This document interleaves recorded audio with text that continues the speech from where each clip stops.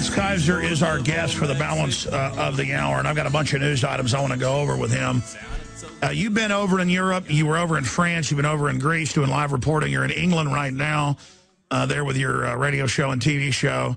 All the details of that are at maxkeiser.com. But, Max, I mean, clearly governments are arming to the teeth everywhere. It's not just the U.S. government now buying 2 billion rounds of hollow point illegal for warfare under Geneva Convention bullets. Armored vehicles, drones launching. I mean, it's not just, hey, we're going to become authoritarian. It's like this is a party or something. And it's the same thing in Europe. Just absolutely, you know, the head of the IMF saying, you know, 6 days a week isn't enough work. More money, Greeks, when she's exempt from the taxes under EU bureaucracy. All the mega banks are exempt from taxes. I mean, but the general public is still so mesmerized by the gulag casino model that the 20 or 30% of us that are awake, we're being demonized. I mean, this is like the world going crazy. This is more than just a corrupt establishment. Is it not the supine, servile, sycophantic public begging to be absolutely financially and physically overrun and gang raped? Isn't that only inviting the predators? You now have a generation that is come and doesn't understand what financial independence is anymore. So you have an entire generation in America and that has been dependent on the government.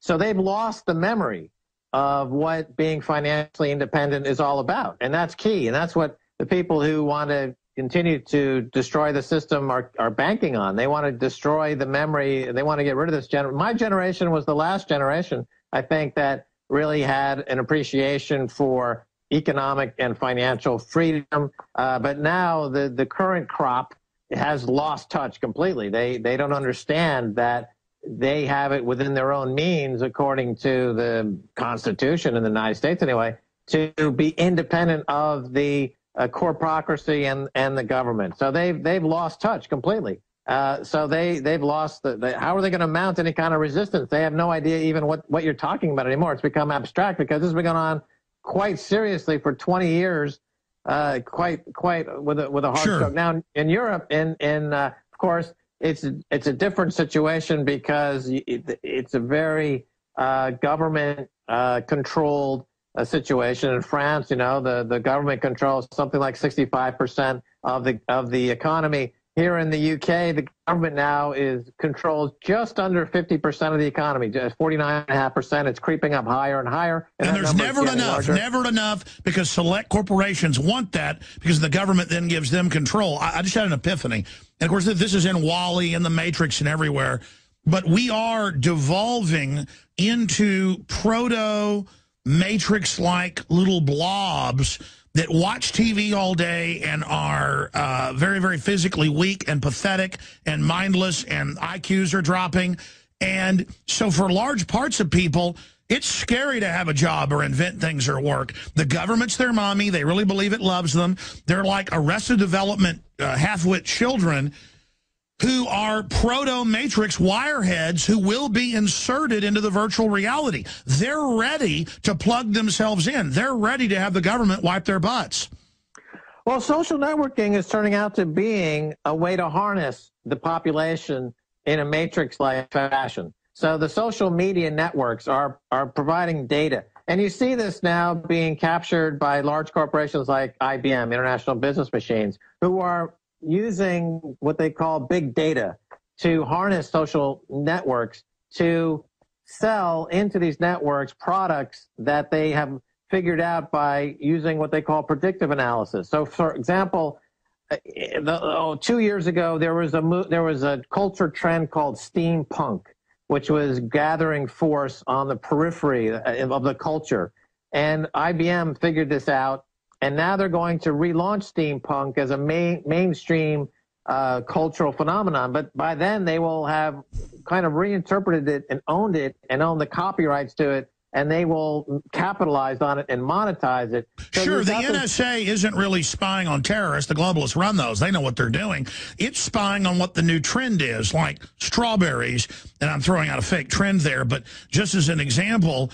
And now on YouTube and stuff, they're putting you in your niche, not to give you what you want. They're trying to put people in boxes to then program those boxes.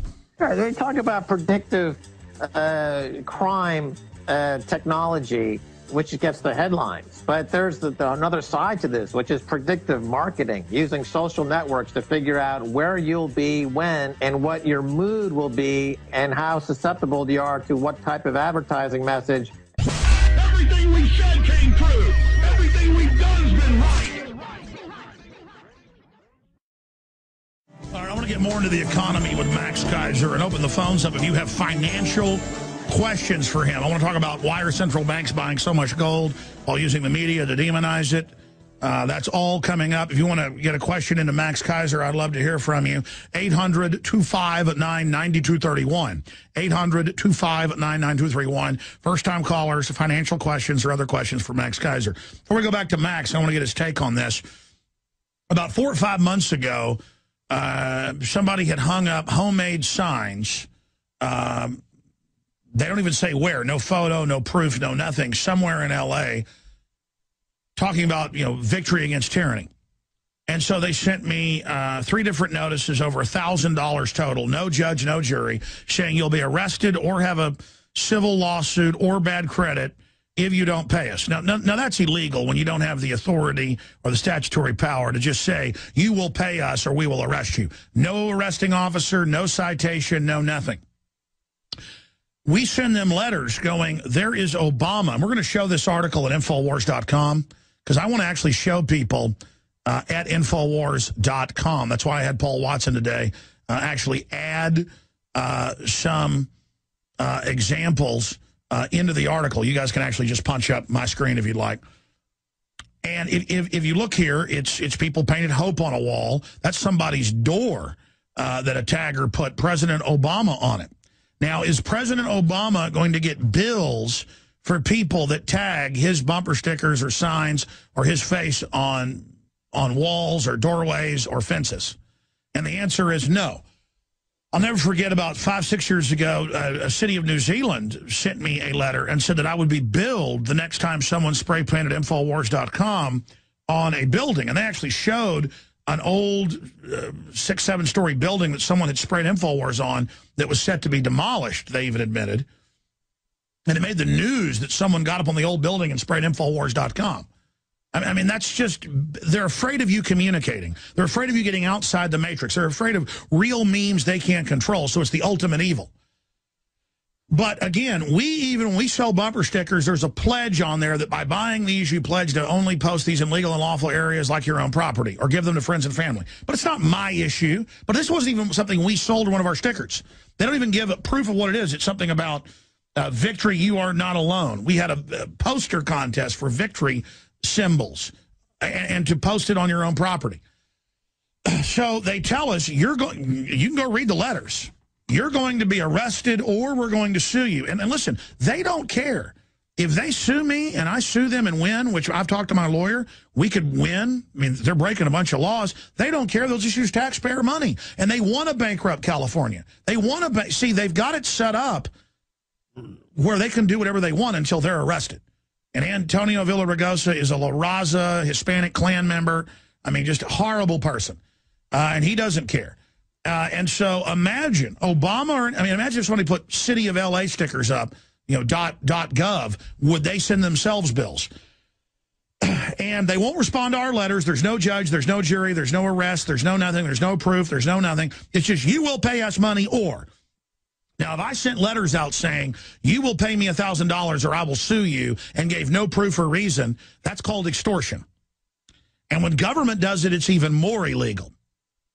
And I break it all down in the article. I'm going to go to Max Keiser on this, but it says, this is my comment. This is a conscious fraud. The city of Los Angeles knows full well that we are not liable for someone else's activities. There's no due process, no evidence, no citation, nothing. The city of Los Angeles is engaging in unconstitutional extortion using terroristic threats of civil and criminal penalties and threatening our credit if we don't pay them more than $1,000 by simply searching the term Obama Street Art LA. You can find hundreds of murals, signs, and other street art depicting Obama in a favorable light. Under Los Angeles delusional, legal, control freak theories, I would add, Barack Obama must immediately pay hundreds of dollars for each infraction. Now, here's the deal.